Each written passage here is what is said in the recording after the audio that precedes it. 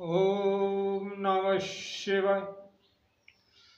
मित्रों, मैं आचार्य तेजपाल अपने परम उच्चकार साधन यूट्यूब चैनल में आप सभी मित्रों का हार्दिक स्वागत करता हूँ। मित्रों, आज की चर्चा में बहुत बड़ा रहस्य छिपा है जो लाखों रुपए खर्च करने पर भी कोई नहीं बताएगा।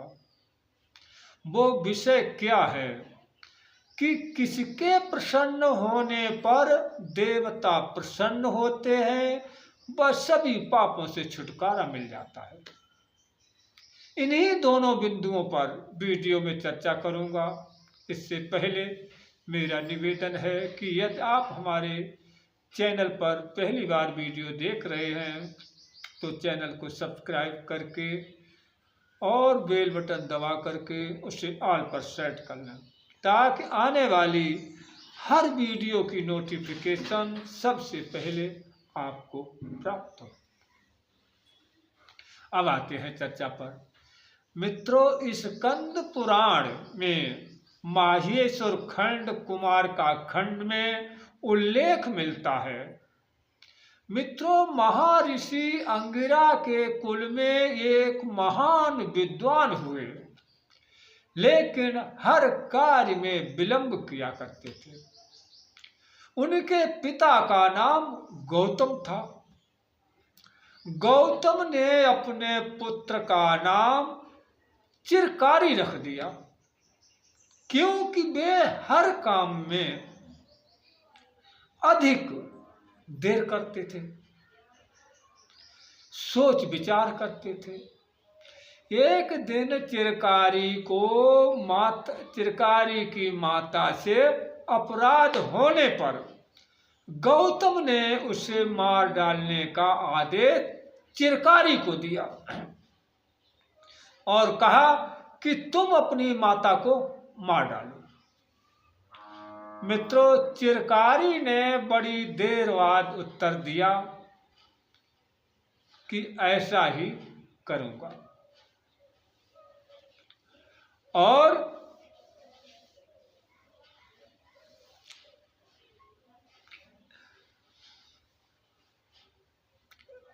वे अपनी चिरकारिता का परिचय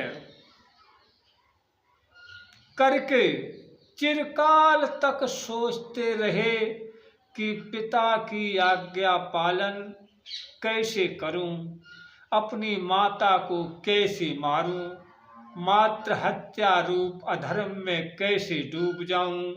पिता की आज्ञा का पालन सबसे बड़ा धर्म है, लेकिन माता की रक्षा भी तो मेरा अपना धर्म है। पुत्र माता पिता दोनों के अधीन होता है।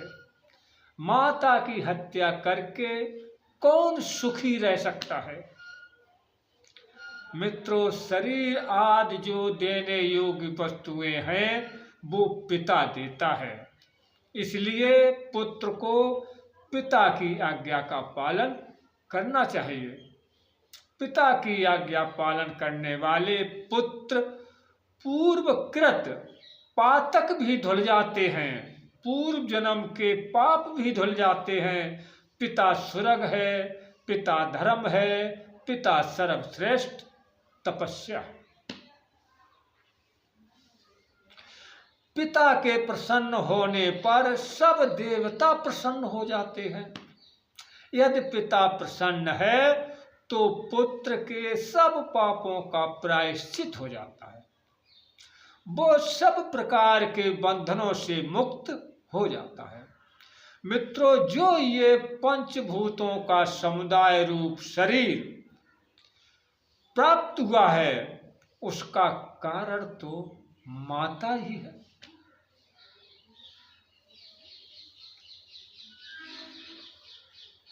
जिसकी माता जीवित है वो सनाथ है, जो मातृहीन है वो अनाथ है।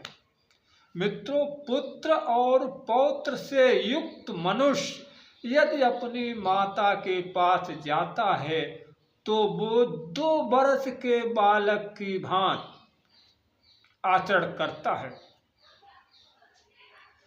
पुत्र समर्थ हो या असमर्थ, दुर्बल हो या पुष्ट, माता उसका विधिवत पालन करती है।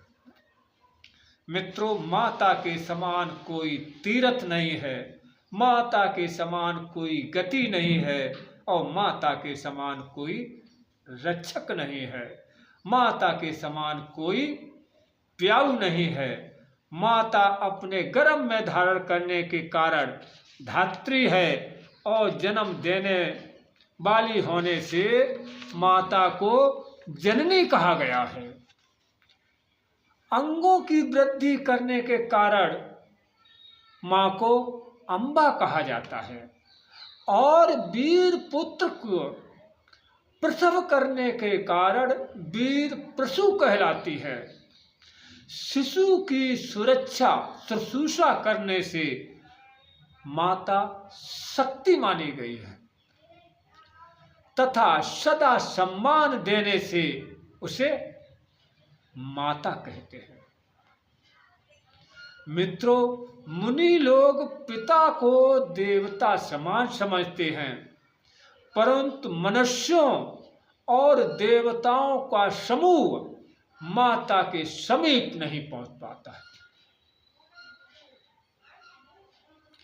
माता की बराबरी नहीं कर सकता है। मित्रों, तीनों लोकों में माता व पिता से बढ़कर कोई पूजा नहीं है। जिसके माता पिता प्रसन्न है उस पर देवताओं की कृपा बरसती है, जिसके माता पिता नाराज हैं, दुखी हैं, उससे तीनों लोकों में कोई खुश नहीं हो सकता है।